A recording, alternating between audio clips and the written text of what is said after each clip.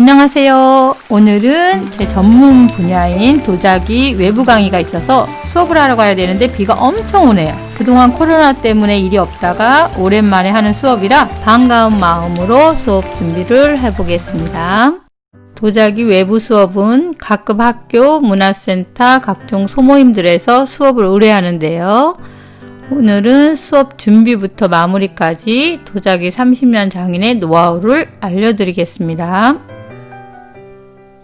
미리 가져갈 준비물을 책상에다 올려놨는데요.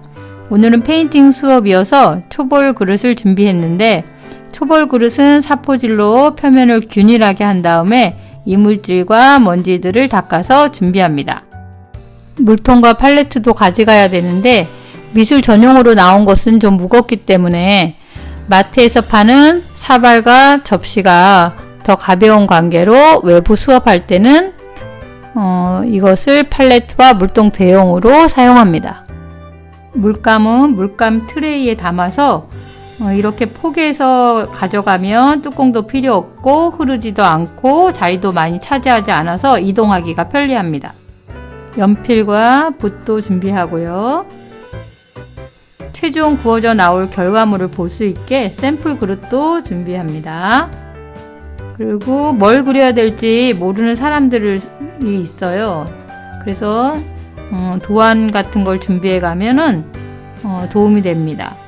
그리고 스케치 연습도 시켜야 되는 경우가 있어서 A4 용지도 준비합니다. 준비물 리스트를 보면서 빠진 것이 있는지 한 번 더 체크합니다. 이동하기 쉽게 한 박스 안에 모든 재료를 넣어주세요. 다음으로 깨지기 쉬운 초벌 도자기를 챙겨야 되는데 한 가지 팁을 드리면 저는 두꺼운 골판지에 종이컵을 접착제로 붙여서 이동 트레이를 만듭니다. 그리고 여기에 컵을 꽂아서 가져가시면 일정한 간격이 유지돼서 컵도 파손이 되지 않고 나중에 그림이 있어도 지워지지 않아서 편리합니다. 접시를 이동할 때는 접시와 접시 사이에는 완충제 없이 그대로 똑바로 쌓아 올린 다음에 대신 접시들이 흔들리지 않게 박스의 빈 공간에 신문지나 완충제로 채워줍니다. 그릇이 흔들리지 않으면 그림이 거의 지워지지 않습니다. 자, 밖에 아직 비가 주룩주룩 오는데 수업하러 출발하겠습니다. 기본 30분은 일찍 갑니다. 수업을 촬영하는 것은 허가가 되지 않기 때문에 수업하는 영상은 올릴 수가 없고 수업을 진행하는 방법을 간략하게 알려드리자면 1교시 때는 도자기 페인팅 분야의 특성 및 제작 시 주의사항을 설명해주고 작품 스케치를 합니다. 2교시에는 채색 방법을 알려주고 채색 후에 뒷정리를 합니다. 초벌 그릇이 쉽게 깨질 수 있다는 것도 보여주시면 체험자들이 엄청 조심하게 됩니다.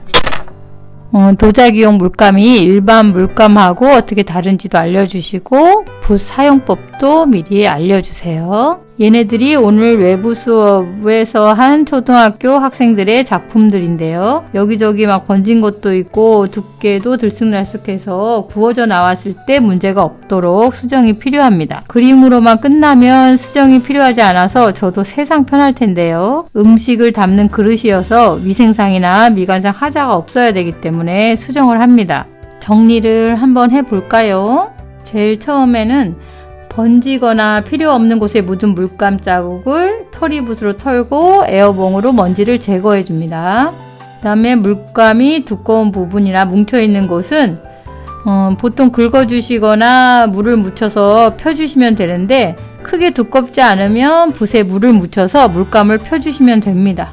또 그림을 그리다가 만져서 지워진 부분이나 흐린 부분은 물감을 덧칠을 해서 농도를 맞춰주세요. 테두리가 안 된 부분이나 지워진 부분의 테두리도 세필로 정리를 해줍니다.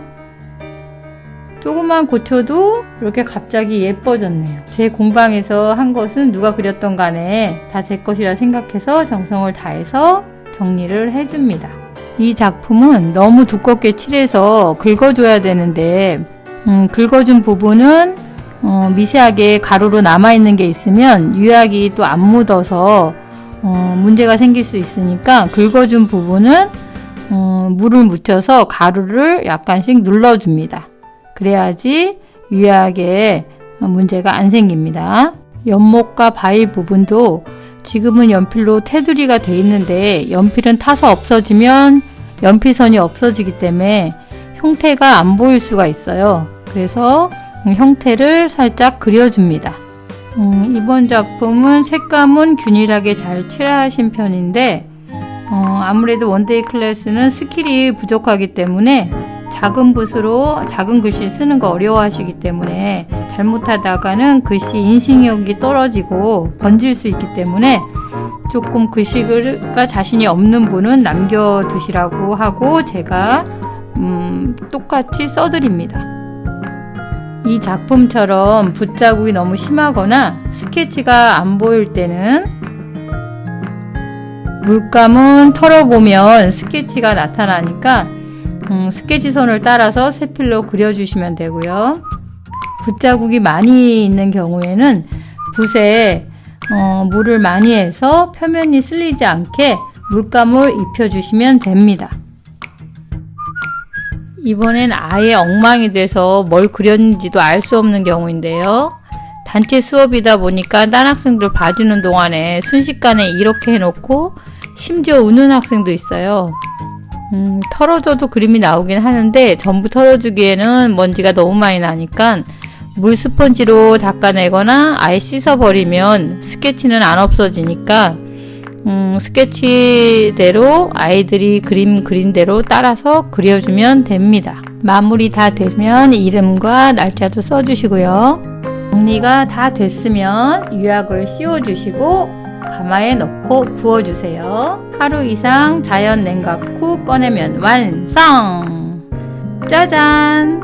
이렇게 반짝반짝 예쁘고 깨끗한 도자기들로 나왔네요.